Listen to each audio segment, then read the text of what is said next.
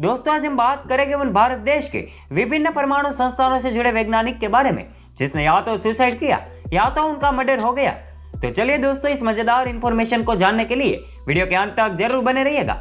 जनवरी 1966 में भारत के परमाणु कार्यक्रम के जनक होमी जहांगीर भाभा अंतर्राष्ट्रीय परमाणु ऊर्जा एजेंसी की बैठक में भाग लेने के लिए वीना जा रहे थे और जिस विमान से वे यात्रा कर रहे थे वह स्विस आल्प्स के ऊपर दुर्घटनाग्रस्त हो गया, जिसमें भाभा सहित सभी यात्री मारे गए। अधिकारियों ने दुर्घटना का कारण पायलट और जिनेवा हवाई अड्डे के बीच गलत संचार बताया, लेकिन दोस्तों होमी भाभा की मृत्यु तो केवल शुरुआत थी। पिछले कुछ वर्षों में कई भारतीय परमाणु वैज्ञानिक गायब हो गए हैं और रहस्यमय तरीके से मृत पाए गए हैं।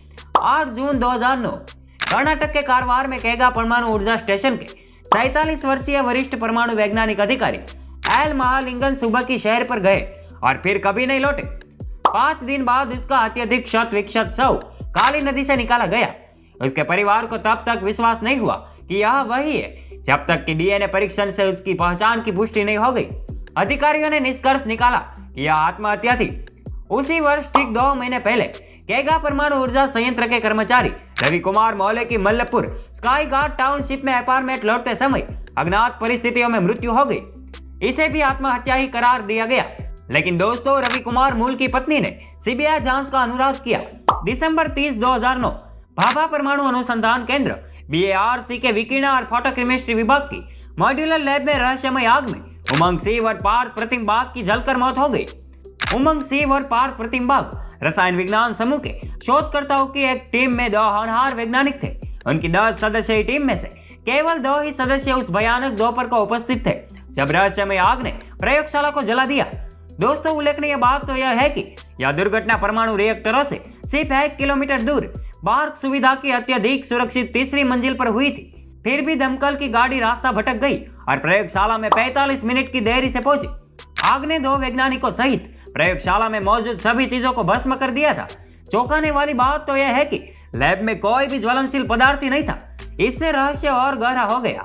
22 फरवरी 2010 में बार्क रिएक्शन ग्रुप में काम करने वाले 48 वर्षीय मैकेनिकल इंजीनियर महादेवन पद्मनाभन अय्यर को आनंद भवन में अपने स्टाफ क्वार्टर में मृत पाए गए। सबसे पहले यह ऐसा लग रहा था कि अय्यर को दिल का दौरा पड़ा है, लेकिन पुलिस ने आत्महत्या मान ली, जबकि पोस्टमार्टम में हत्या की पुष्टि हुई क्योंकि उनकी खोपड़ी में आंतरिक रक्तस्राव पाया गया था।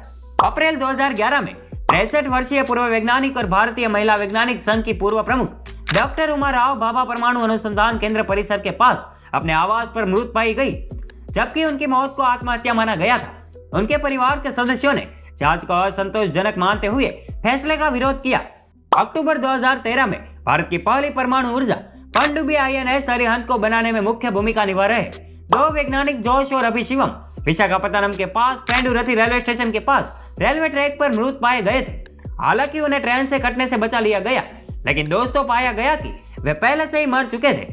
ऐसा माना जाता था कि उनकी मौत को आकस्मिक या आत्महत्या के परिणाम के रूप में दिखाने के लिए पटरियों पर डालने से पहले उन्हें कहीं और मार दिया गया होगा, शायद जहर दिया गया होगा। साल 2015 में RTI कार्यकर्ता ने बॉम्बे हाई कोर्ट में एक जनहित याचिका दायर की थी, जिसमें कहा गया था कि पिछले 15 वर्षों में देश भर के विभिन्न परमाणु संस्थानों में तैनात 680 कर्मचारियों की मृत्यु दर्ज की है, जो कि प्रति वर्ष 45 मौतें हुई है।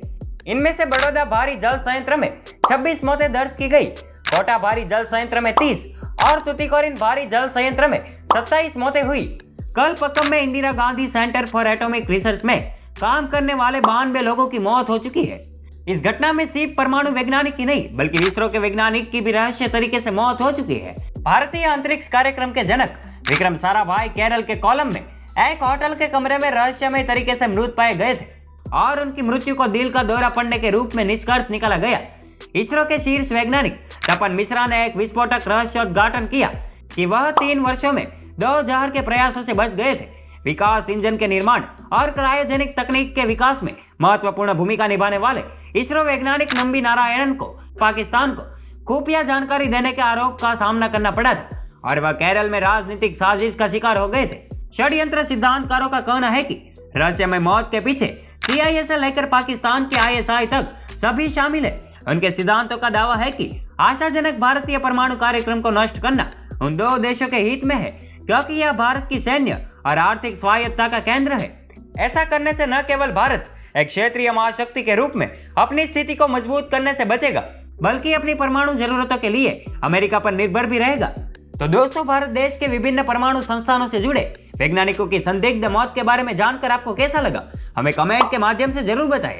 और दोस्तों, अगर आपको वीडियो पसंद आया हो तो इस वीडियो को शेयर करो, लाइक करो और ऐसे ही मजेदार वीडियो को देखने के लिए हमारे फेसबुक पेज को फॉलो जरूर कीजिए और हमारे यूट्यूब चैनल को सब्सक्राइब करके बेल आइकन दबाना मत भूलें। धन्यवाद।